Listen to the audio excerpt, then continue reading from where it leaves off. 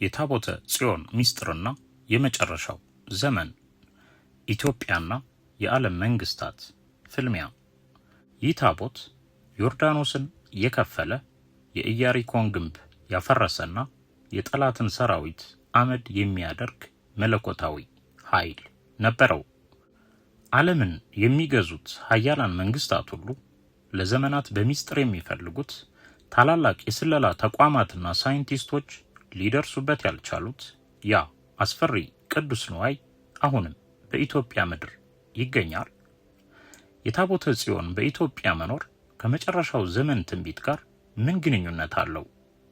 ብዙዎች እንደሚሉት ታቦተ ጽዮን በኢትዮጵያ መኖሯ ለአገሪቱ በረከት ብቻ ሳይሆን በመጨረሻው ዘመን ለሚመጣው ታላቅ የኃይላት ፍልሚያ መነሻ ትሆናለች። ዛሬ በዚህ ቪዲዮ ዓለምን እያስጨነቀ ያለውን የታቦተ ጽዮን ምስጢር፣ የታሪክ ተመራማሪዎችን ግኝትና የመጽሐፍ ቅዱስ ትንቢቶችን በጥልቀት እንመረምራለንና እስከ መጨረሻው አብራችሁን ቆዩ። የቃል ኪዳን ታቦት መለኮታዊ ኃይልና አሰራሩ። ታቦተ ጽዮን ዝም ብሎ የእንጨት ሳጥን አይደለም። ታቦተ ጽዮን ስንል ሳጥኑንና በውስጡ ያሉትን ቅዱሳት ነገሮች በአንድነት የያዘውን መለኮታዊ ኃይል ነው። ልክ እንደ ሰው ስጋና ነፍስ ሳጥኑ ወይም ታቦቱ መያዣ ሲሆን፣ በውስጡ ያሉት ደግሞ ኃይሉና መለኮታዊ ቃሉ ናቸው። መጽሐፍ ቅዱስ የሚነግረን እግዚአብሔር ለሙሴ የሰጠው ታቦት 10ቱ ትእዛዛት የተጻፉባቸው የድንጋይ ጽላቶች የሚቀመጡበትና በእግዚአብሔር ክብር ወይም ሴኪና የሚያርፍበት ቅዱስ ንዋይ ነው። የመጀመሪያዎቹ ጽላቶች እግዚአብሔር ለራሱ ያዘጋጃቸውና በራሱ እጅ ጽፎባቸው የነበሩት ናቸው። ዘጸአት 32:16። ነገር ግን ሙሴ ከደብረ ሲና ሲወርድ ሕዝቡ የወርቅ ጥጃ አቁመው ሲያመልኩ በማየቱ በቁጣ እነዚህን ጽላቶች ሰበራቸው። ዘጸአት 32:19። ከዚያ በኋላ እግዚአብሔር ሙሴን የመጀመሪያዎቹን የሚመስሉ 2 የድንጋይ ጽላቶች እንዲቀርጽ አዘዘው። ሙሴ ድንጋዩን ቀረጸው፣ ጽሕፈቱን ግን እግዚአብሔር እንደገና ጻፈበት። ዘጸአት 34:1። ይህ የሚያሳየው እግዚአብሔር ሰውን በቃል ኪዳኑ ሂደት ውስጥ ተሳታፊ እንዲሆን መፈለጉን ነው። የተሰበሩ ጽላቶች ምን ሆኑ? በአይሁድና በኢትዮጵያ ሃይማኖታዊ ትውፊት መሰረት የተሰበሩት ጽላቶች አልተጣሉም። ከሁለተኛዎቹ ሙሉ ጽላቶች ጋር በታቦቱ ውስጥ ተቀምጠው ነበር። ይህ የተሰበረውና ሙሉ በአንድነት መኖራቸው እግዚአብሔር የሰውን ድካምና ይቅርታውን በአንድ ላይ እንደሚቀበል ምሳሌ ነው። በዕብራውያን 9:4 መሰረት በታቦቱ ውስጥ 3 ነገሮች ነበሩ። አንደኛ፣ 2 የድንጋይ ጽላቶች፣ የእግዚአብሔር የማይለወጥ ቃል ኪዳን። ሁለተኛ፣ የመና ማሰሮ፣ እግዚአብሔር ሕዝቡን በምድረ በዳ የመገበበት ምልክት። ሶስተኛ፣ የአሮን የለመለመች በትር፣ እግዚአብሔር የመረጠውን አገልጋይ የሚያሳይ ተአምር። ዘኍልቍ ምዕራፍ 17። ሙሴ ሁለተኛዎቹን ጽላቶች ይዞ ሲወርድ ከእግዚአብሔር ጋር በመነጋገሩ ምክንያት ፊቱ እጅግ ያበራ ነበር። እስራኤላውያን ማየት ስላልቻሉ ፊቱን በጨርቅ ይሸፍን ነበር። ዘጸአት ምዕራፍ 34 ከቁጥር 29 እስከ 35። ይህ የሚያሳየው የእግዚአብሔር ቃል ወይም ጽላቶችን የተሸከመ ሰው ላይ እንኳ ክብርና ብርሃን እንደሚያሳርፍ ነው። ይህ ታቦት ከምድረ በዳ ጀምሮ እጅግ አስፈሪ መለኮታዊ ኃይል እንደነበረው፣ ብቻውን እንደሚዋጋና እንደሚያሸንፍ መጽሐፍ ቅዱስ ይመሰክራል። ዘኍልቍ ምዕራፍ 10 ከቁጥር 35 እስከ 36 ታቦቱን በተጓዘ ጊዜ ሙሴ አቤቱ ተነስ፣ ጠላቶችም ይበተኑ፣ የሚጠሉህም ከፊትህ ይሽሹ ይል ነበር። ይህ ታቦት ጠላትን የማሸነፍ ከፍተኛ ኃይል እንዳለው ያሳያል። መጽሐፈ ኢያሱ ምዕራፍ 3 ከቁጥር 15 እስከ 17 ካህናቱ ታቦቱን ተሸክመው ዮርዳኖስን ሲረግጡ ውሃው እንደ ግድግዳ ቆመ ይላል። ኢያሱ ምዕራፍ 6 ከቁጥር 1 እስከ 20 በታቦቱ ኃይል የኢያሪኮ ግንብ ፈረሰ ይላል። አንደኛ ሳሙኤል ምዕራፍ 5 ከቁጥር 1 እስከ 12 ታቦቱ በፍልስጤማውያን ጣዖት በዳጎን ፊት ሲቀመጥ ጣዖቱ ተሰብሮ እንደወደቀ ይናገራል። ማረክ ነው ያሉት ፍልስጤማውያንም ኃይሉን ስላልቻሉት ለባለቤቶቹ መልሰዋል። ታቦቱ ለዘመናት የእስራኤል መንፈሳዊ ማዕከል ነበር። ንጉሥ ዳዊት በታላቅ ደስታ ወደ ኢየሩሳሌም አስገባው ይላል ሁለተኛ ሳሙኤል ምዕራፍ 6። ልጁ ሰለሞንም በቤተ መቅደሱ ቅድስተ ቅዱሳን ውስጥ አኖረው ይላል አንደኛ ነገሥት ምዕራፍ 8።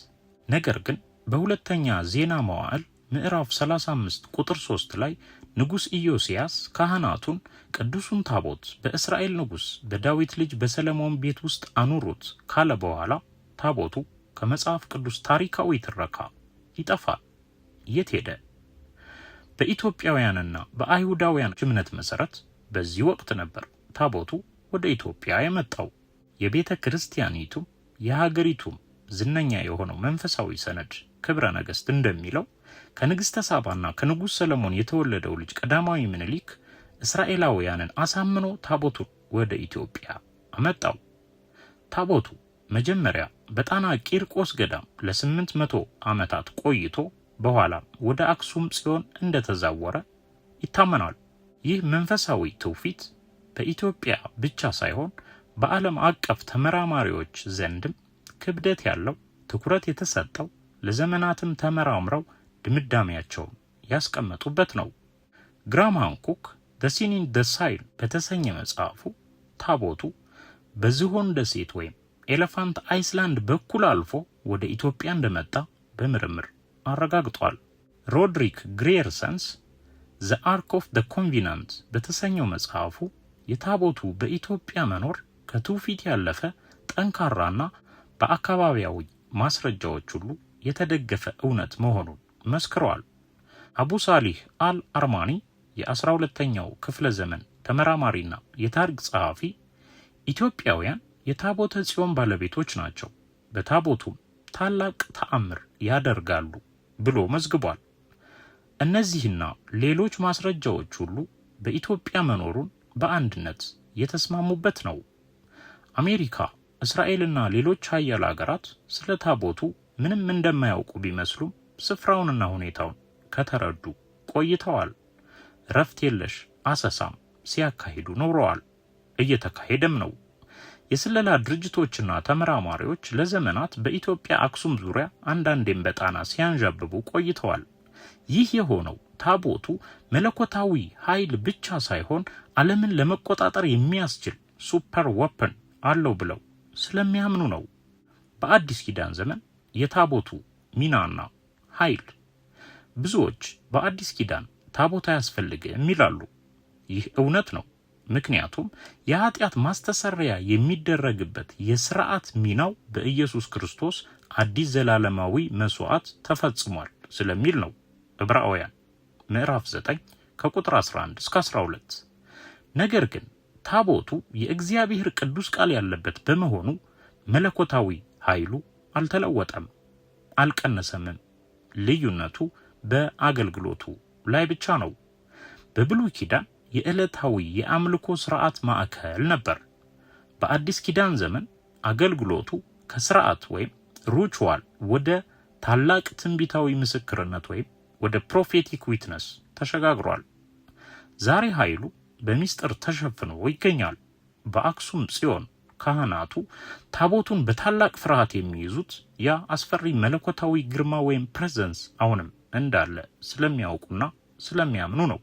ሕይወታቸውን የሰጡት አባቶች በአክሱም ጽዮን ታቦቱን የሚጠብቁት መነኮሳት ታሪክ እጅግ አስገራሚ ነው።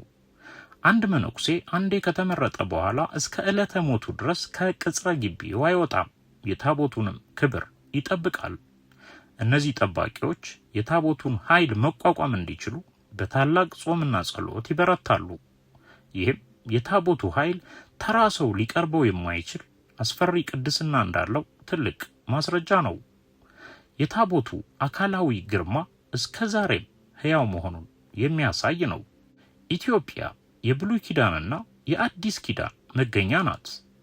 ንግሥተ ሳባ ከንጉሥ ሰለሞን ጋር የነበራት ግንኙነት ታቦቱ ወደ ኢትዮጵያ ለመምጣቱ መንገዱን ጠርጓል።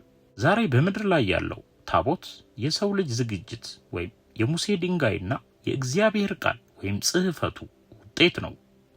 ኢትዮጵያ ይህንን የሰውና የእግዚአብሔር ኅብረት በሚስጥር እንድትጠብቅ በመለኮታዊ ጥበብ የታጨች ሀገር ናት።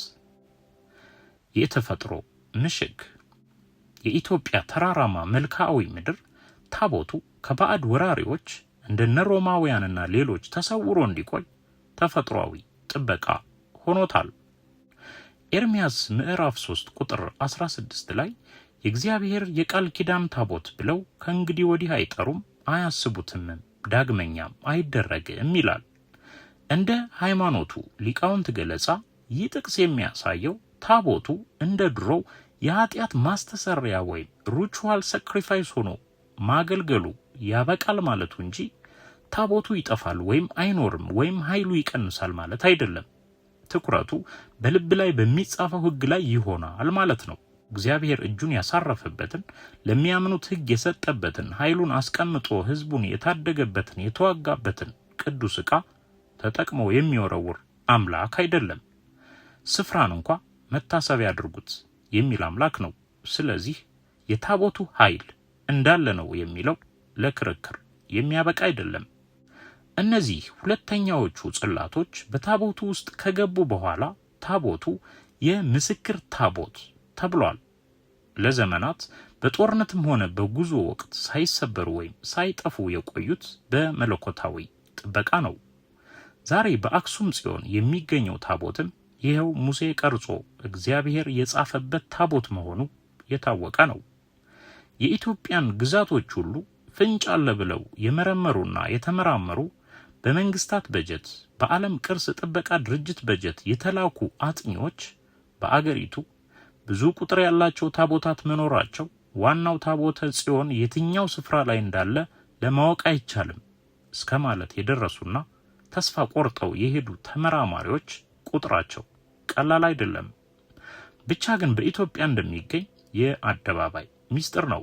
እስራኤል በሞሳድ አማካኝነት ወስዳቸዋለች ወዘተ የሚሉ ጽሑፎችም ወጥተው ያውቃሉ። ነገር ግን አሰሳው አሁን ድረስ አለመቆሙ መልስ ነው። ሀያላን ሀገራት ይገኝበታል የተባለውን ስፍራ አክሱምን በሳተላይትና በልዩ ልዩ ቴክኖሎጂዎች ይከታተላሉ። ይሰውሩበታል ብለው ያሰቡትን ጣና ሐይቅን ወደ ሀብ ሲቲነት በመለወጥና በመመርመር ላይ ናቸው። ለምን? ምክንያቱም ታቦቱ መለኮታዊ ኃይል ብቻ ሳይሆን ከመሬት በታች ያለውን የኃይል መስመር ላይንስ የመቆጣጠር አቅም አለው ብለው ስለሚያምኑ ነው። መጽሐፍ ቅዱሳዊ ትንቢትና የመጨረሻው ዘመን። ወደ ትልቁ ሚስጥር እንግባ። የታቦቱ በኢትዮጵያ መቆየት ከመጨረሻው ዘመን ጋር ጥልቅ ግንኙነት አለው። መዝሙር 68:31 ኢትዮጵያ እጆቿን ወደ እግዚአብሔር ትዘረጋለች ይላል። ይህ በመጨረሻው ዘመን ኢትዮጵያ ለዓለም የምታሳየው ትልቅ መንፈሳዊ ምስክርነት እንዳለ ይጠቁማል። ትንቢተ ኢሳይያስ ምዕራፍ 18 ከቁጥር 1 እስከ 7 ይህ ክፍል ስለ ኢትዮጵያ በዝርዝር ይናገራል። በተለይ በቁጥር 7 ላይ በዚያ ዘመን ረጅምና ለስላሳ ከሆነው ሕዝብ ዘንድ ለሰራዊት ጌታ ለእግዚአብሔር ስም ወደ ተቀደሰው ስፍራ ወደ ጽዮን ተራራ ስጦታ ይቀርባል ይላል። ይህ ስጦታ ታቦቱ ራሱ እንደሆነ ይታመናል። ዋናው ራእይ 11:19 ነው። በሰማይም ያለው የእግዚአብሔር መቅደስ ተከፈተ፣ የኪዳኑም ታቦት በመቅደሱ ታየ ይላል። ይህ ጥቅስ በመጨረሻው ዘመን የታቦቱ መገለጥ የዓለም መጨረሻ አንዱ ምልክት እንደሆነ ያሳያል። በመሆኑም የታቦተ ጽዮን ኃይል በብሉይ ኪዳን አላበቃም። ኃይሉ ዛሬም አለ፣ እስከ መጨረሻውም ይኖራል። ዛሬ ታቦቱ በሚስጥር ተሰውሮ ያለው ኃይሉ ስለጠፋ ሳይሆን ጊዜውን ጠብቆ ለዓለም ትልቅ ድንገተኛ ምስክር ለመስጠት ነው። ኢትዮጵያ ይህንን በሰውና በእግዚአብሔር ኅብረት የተዘጋጀውን ቅዱስ ቃል ኪዳን ለዘመናት ጠብቃ ያቆየችው ለዚህ ነው። የኢትዮጵያ ምድር ይህንን ታላቅ የቃል ኪዳን ታሪክ ተሸክማ ለ1000 ዓመታት ቆይታለች። ሀያላን ሀገራት ኢትዮጵያ ላይ አይናቸውን የጣሉት አንድም ይህ ኃይል ተመልሶ ቢገለጥ ምን እንደሚያደርግ ስለሚያውቁ ነው። ሁለትም በመጨረሻው ዘመን በኢየሩሳሌም ለሚገነባው ሶስተኛው ቤተ መቅደስ ታቦተ ጽዮን መገኘቱ ግድ ስለሚሆን ነው። ይህ ማለት ሀያላን መንግስታት ታቦቱን ከኢትዮጵያ ለማውጣት የሚያደርጉት ጥረት ለታላቁ የኃይላት ፍልሚያ ወይም ለጎግና ማጎግ ጦርነት አሊያም ለአርማጌዶን መነሻ ሊሆን ይችላል ማለትም ነው። የመቅደሱ መንፈሳዊ ሞተር ወይም ስፒሪቹዋል ኢንጂን በአይሁድ እምነትና በብሉይ ኪዳን ስርዓት መሰረት ቤተ መቅደስ ያለ ታቦት ባዶ ህንፃ ነው።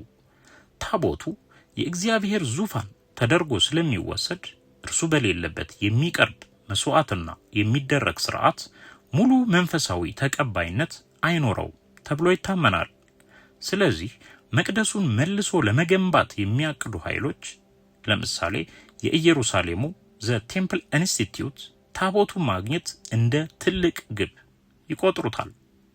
2 የሊቀ ካህናቱ አገልግሎት ወይም ዴይ ኦፍ ኦቴመንት በኦሪት ስርዓት መሰረት በዓመት አንድ ጊዜ በስርየት ቀን ዮም ኪፐር ይሉታል ሊቀ ካህናቱ ደም ይዞ ወደ ቅድስተ ቅዱሳን ይገባል። ያ ደም የሚረጨው ደግሞ በታቦቱ መክደኛ ወይም the mercy seat በሚሉት ላይ ነው። ችግሩ ታቦቱ ከሌለ ደሙ የሚረጭበት ቦታ አይኖርም። ደሙ ካልተረጨ ደግሞ ስርየተ ኃጢአት አይከናወንም። ስለዚህ ሶስተኛው ቤተ መቅደስ የብሉይ ኪዳንን ስርዓት ሙሉ በሙሉ ለመመለስ ታቦቱን ማግኘቱ ግድ ይሆንበታል። 3 ለህዝቡ የሚሰጠው መለኮታዊ ማረጋገጫ ወይም ዲቫይን ሌጂስሜሲ በአሁኑ ሰዓት በኢየሩሳሌም ያለው ፖለቲካዊና ሃይማኖታዊ ውጥረት እጅግ ከባድና ውስብስብ ነው። አይሁዶች በዚያ ቦታ ላይ መቅደስ ለመስራት መላው ዓለም የሚቀበለው ታላቅ ተአምር ወይም ማረጋገጫ ያስፈልጋቸዋል። የታቦቱ መገኘት ለአይሁድ ማህበረሰብ እግዚአብሔር መቅደሱ እንዲሰራ ፈቅዷል የሚል ትልቅ ምልክት ይሆንላቸዋል። ይህም በዓለም ዙሪያ ያሉ አይሁዶች እንዲተባበሩና ለግንባታው በቢሊዮን በትሪሊዮን የሚቆጠር ገንዘብ እንዲያፈሱ የሚያደርግ ትልቅ ትሪገር ነው። 4 የታሪክ ተመራማሪዎችና የሴክሬት ሶሳይቲ እይታ እንደነ ግራም ሃንኮክ ያሉ ተመራማሪዎችና አንዳንድ የስለላ ድርጅቶች የሚያምኑት ታቦቱ የመገናኛ መሳሪያ ወይም የኃይል ምንጭ ወይም አንሸንት ቴክኖሎጂ እንደሆነ ነው። ሶስተኛው ቤተ መቅደስ የዓለም መንግስት ማዕከል ወይም ግሎባል ሲቲ ኦፍ ፓወር ለማድረግ ለሚያቅዱ አካላት ይህን ኃይል መቆጣጠር ለዓለም አቀፍ የበላይነታቸው ወሳኝ ነው። ለዚህ ነው ያለ ታቦቱ ሶስተኛው ቤተ መቅደስ የስልጣን ማዕከል ሊሆን አይችልም የሚባለው። በአይሁድ ድርሳናት ወይም ሜሽና ውስጥ ታቦቱ በሰለሞን መቅደስ ስር ባለ ሚስጥራዊ ዋሻ ውስጥ እንደተቀበረ የሚናገሩ ወገኖች አሉ። ነገር ግን በኢትዮጵያ ያለውን የታቦት ታሪክ የሚያውቁ የውጭ ተመራማሪዎች በአንድ ድምፅ እንዲህ ይላሉ። አይሁዶች ሶስተኛውን ቤተ መቅደስ ለመስራት ሲነሱ አይናቸውን ወደ አክሱም ማዞራቸው አይቀሬ ነው። ምክንያቱም እውነተኛው የቃል ኪዳን ታቦት ያለው እዚያች ሀገር መሆኑን በስውር ያውቃሉ ባይ ናቸው። ታቦቱ ለሶስተኛው ቤተ መቅደስ የሚያስፈልገው ለጌጥ ወይም ለቅርስነት፣ ለጉብኝት፣ ለዝና ሳይሆን ለስርዓተ አምልኮው ህጋዊነት፣ ለካህናቱ አገልግሎትና ለዓለም አቀፍ ተቀባይነት ሲባል ነው። በምድር ያለው ታቦት መወሰድና የሶስተኛው መቅደስ ግንባታ አይሁድ ሶስተኛውን ቤተ መቅደስ ለመስራት ታቦቱን እንደሚፈልጉት በግልጽ የታወቀ ነው። ይህ ከሆነ ደግሞ በኃይልም ይሁን በዲፕሎማሲ ታቦቱን ከአክሱም ወይም ከጣና ለመውሰድ ወደ ኢየሩሳሌም ለመመለስ ከፍተኛ ጥረት ያደርጋሉ ማለት ነው። ውጤቱ ታቦቱ ወደ ኢየሩሳሌም ከተመለሰና አውሬው ወይም ሐሰተኛው ክርስቶስ በመቅደሱ ከተቀመጠ ታቦቱ ለጊዜው ለክፋት ዓላማ ማሳኪያ ሊውል ይችላል። ይህም ማለት አውሬው የታቦቱን ኃይልና ታሪክ ተጠቅሞ እውነተኛው መሲህ እኔ ነኝ ለማለት ይጠቀምበታል። በራእይ 11:19 ላይ በሰማይ የሚታየው ታቦት ሚስጥር ይህ ጥቅስ እንዲህ ይላል፣ በሰማይም ያለው የእግዚአብሔር መቅደስ ተከፈተ፣ የኪዳኑም ታቦት በመቅደሱ ታየ ይላል። ይህ በምድር ላይ ካለው ታቦት ጋር እንዴት ይታረቃል፣ እንዴት ይታያል የሚለውን የሶሪያ፣ የግብፅ፣ የግሪክና የምስራቅ አውሮፓ እንዲሁም የአይሁድ ክርስቲያኖች ተመሳሳይ ጭብጥ ባለው ነገር ግን በተለያየ አገላለጽ ይገልጹታል። የግብፅ ወይም የኮፕት ሰማያዊ ኦሪጂናል ሞዴል የሚል ነው። መጽሐፍ ቅዱስ እንደሚነግረን ሙሴ በምድር ላይ ታቦቱን የሰራው በሰማይ ያየውን ወይም እግዚአብሔር የነገረውን አምሳያ ወይም ፓተርን ተከትሎ ነው። ዘጸአት 25:40። ስለዚህ በሰማይ ያለው እውነተኛውና ዋናው ታቦት ነው።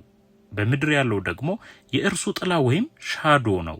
አውሬው በምድር ላይ ያለውን ታቦት ተጠቅሞ ዓለምን እያታለለ ባለበት ወቅት እግዚአብሔር ሰማይን በመክፈት እውነተኛውን የቃል ኪዳን ታቦት ያሳያል። ይህ መገለጥ አውሬው በምድር የያዘውን ታቦት የአገልግሎት ዘመኑ ማለቁና እውነተኛ ፍርድ ከሰማይ መምጣቱን የሚያበስር ነው ይላሉ። የሶሪያዎቹ አስተምህሮ ደግሞ ይህ የታቦቱ መነጠቅ ነው ይላሉ። ታቦቱ በምድር ላይ ተልእኮውን ሲጨርስ ወይም አውሬው ሊያረክሰው ሲሞክር መለኮታዊ ኃይሉ ወደ ሰማይ ይነጠቃል። ስለዚህ በሰማይ የታየው ታቦት የምድራዊው ታቦት መንፈሳዊ ይዘት ሊሆን ይችላል ይላል።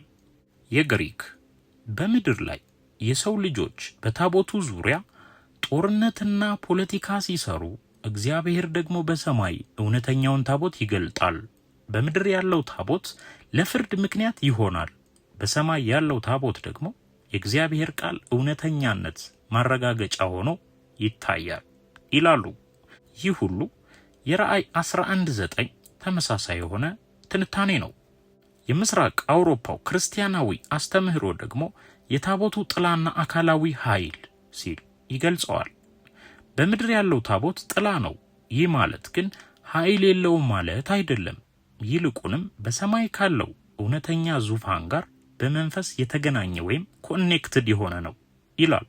ሌላው ደግሞ የአይሁድ ክርስቲያኖች የሚሉት ሲሆን የታቦቱ መነጠቅ ወይም መሰወር የሚል ነው። የአይሁድ ክርስቲያኖች አውሬው ታቦቱን ተጠቅሞ ዓለምን ካሳመነ በኋላ መጨረሻ ላይ ራሱን አምላክ ነኝ ብሎ ሲያውጅ ታቦቱ ወይም ጽላቱ አውሬው ላይ ይፈርድበታል። መነጠቅ የሚለው ሐሳብ የሚያመለክተው የታቦቱን መንፈሳዊ ክብር ነው። በምድር ያለው ቁስ ወይም ሳጥኑና ድንጋዩ በአውሬው እጅ ቢኖርም የእግዚአብሔር መገኘት ወይም ሼካና ግሎሪ ግን ከአውሬው ጋር አይሆንም። ያ መለኮታዊ ክብር ነው ወደ ሰማይ የሚመለሰው ወይም የሚነጠቀው ይላል። የአይሁድ ክርስቲያኖች በጣም እርግጠኛ ከመሆናቸው የተነሳ ታቦቱ ከኢትዮጵያ መውጣቱ ብለው ነው የሚጀምሩት። ታቦቱ ከኢትዮጵያ መውጣቱ ለምድሪቱ መቅሰፍት፣ ለዓለም ደግሞ የፍርድ መጀመሪያ ነው። ራእይ 11:19 ላይ ታቦቱ በሰማይ ሲታይ መብረቅና ነጎድጓድ ሆነ የሚለው ምድራዊ ቃል ኪዳን አብቅቶ ሰማያዊ ፍርድ መጀመሩን ለማሳየት ነው ይላሉ። ታቦቱ አገልግሎቱን ጨረሰ የሚባለው እንደ ብሉይ ኪዳኑ የኃጢአት ማስተሰሪያነቱ ሪቹዋል እንጂ እንደ እግዚአብሔር ቃል ምስክርነቱ ወይም ዊትነስ አገልግሎቱ አያበቃም። አውሬው ታቦቱን ሊያረክሰው መሞከሩ ራሱ የትንቢቱ ፍጻሜ አካል ነው የሚለው የአይሁድ ክርስቲያናዊ አስተምህሮ ነው። አውሬው እንዴት ይጠቀምበታል የሚለውንም አውሬው የታቦቱን አካላዊ ግርማና አስፈሪ ኃይል ተጠቅሞ ሰዎችን ያታልላል። ታቦቱ አልታዘዝም ብሎ ኃይሉን አያቆምም። ኃይሉንም መለኮታዊ ሕግ ወይም ጽላቱ በዚያ በመገኘቱ ብቻ ተአምራቱ ይገለጣል። ነገር ግን አውሬው ያንን ተአምር የኔ ነው በማለት ለራሱ ክብር ያውለዋል ይላል። የግብጾች ወይም ኮፕቶች ደግሞ በራእይ 11:19 ላይ ታቦቱ በሰማይ የታየው ለአምልኮ ሳይሆን ለፍርድ ነው። በምድር አውሬው ታቦቱ በእጄ ነው እያለ እኔ አምላክ ነኝ እያለ ባለበት ሰዓት እግዚአብሔር ሰማይን ከፍቶ እውነተኛውን ታቦት ወይም የሕጉን ኦሪጂናል መንፈስ ያሳያል። ሁለት አፍ ያለው ሰይፍ ነው። አንደኛ ለአማኞቹ የጥበቃና የእምነት ማረጋገጫ ነው። ሁለተኛ ለአውሬውና ለተከታዮቹ የፍርድና የውድመት መሳሪያ ነው ይላል። የግሪኮቹ ደግሞ አውሬው ታቦቱን ካለበት ስፍራ ወደ ኢየሩሳሌም ወስዶ ዙፋኔ ነው ሊል ይችላል። ነገር ግን ያ ታቦት በውስጡ የያዘው አትስረቅ፣ አታመንዝር፣ አትግደል የሚለው መለኮታዊ ሕግና በውስጡ ያለ መለኮታዊ ኃይል በመጨረሻ በአውሬው ይፈርድበታል። በሰማይ የሚታየው ታቦት ደግሞ በምድር ያለው ታቦት የአውሬው አለመሆኑን የእግዚአብሔር ብቻ መሆኑን ለዓለም ሁሉ የሚያበስር ታላቅ ሰማያዊ ምስክር ነው። ታቦቱ አይነጠቅም። አካላዊ ቁስ ይኖራል፣ ነገር ግን መለኮታዊ ክብሩ ከአውሬው ይለያል። ኃይሉም አይጠፋም። ይልቁንም የኃይል ከአውሬው ጎን መሆኑ ቀርቶ በአውሬው ላይ የጥፋት መብረቅ ሆኖ ይወርዳል ይላል። በሰማይ የሚታየው የኪዳን ታቦት የፍርድ አዋጅ ነው በሚለው ግን ሁሉም ይስማማል። ዞሮም ተጠቅልሎ የኪዳኑ ታቦት በመጽሐፍ ቅዱስ ከዘፍጥረት እስከ ራእይ እስከ ፍጻሜ ዘመን ድረስ የተጠቀሰና ኃይሉም ክብሩም ሳይጓደል የሚቆይ መሆኑ፣ ይህም የሚገኘው በኢትዮጵያ ምድር መሆኑ የሚስተባበል አይደለም። የኪዳኑ ታቦት የራሱን ሚና ይዞ የሚቀጥል መለኮታዊ ኃይሉን በውስጡ እንደያዘ ያለ ነው። እንዴት ይወስዱታል ወይም በቅርቡ ወስደውታል? ገና ያልተመለሰ ወይም ያልተረጋገጠ ጥያቄ ነው። ነገር ግን የመላው ዓለም ክርስቲያን በአንድ ነገር ይስማማል። አውሬው ወይም ሐሳዊው መሲህ ሐሰተኛው ክርስቶስ ሊጠቀምበት እንደሚሞክር ሁሉም በአንድ ድምፅ የተስማሙበት ነው። ሐሳዊው መሲህ መቅደሱን እንደሚገነባ፣ እኔ አምላክ ነኝ ብሎ እንደሚቀመጥ፣ ብዙ ድንቅና ተአምራት እንደሚያደርግ፣ እሳትን ከሰማይ እስከ ማዝነብ የሚደርስ ተአምራት እንደሚያሳይ፣ ብዙዎችንም እንደሚያስት በመጽሐፍ ቅዱስ የተረጋገጠ ነው። እዚህ ላይ ዋናው ጭብጥ መቅደሱን ሲያንጽ እና እኔ ነኝ ሲል ታቦቱን ይጠቀማል የሚለው ነው። ይህ ከመሆኑ በፊትም የኤፍራጥስ ወንዝ ደርቆ ለ200 ሚሊዮን ሰራዊት መተላለፊያ እንደሚሆን፣ ይህም ወንዝ እየደረቀ እንዳለና ከመድረቁ ይልቅ አስደንጋጭ የሆነው ከስሩ የሚሰሙ ከባድ የሰንሰለት ድምጾች እንደሆኑ፣ ይህም የትንቢት መፈጸሚያ እየደረሰ እንዳለ ለመላው ዓለም ሕዝብ ግልጽ እየሆነ እንዲሄድ እያደረገ ያለ ክስተት መሆኑ ነው። ይህም ዓለም እያረጋገጠው ያለው ሀቅ ነው። እሱንም በቀጣይ ዝግጅታችን ይዘንላችሁ እንቀርባለን።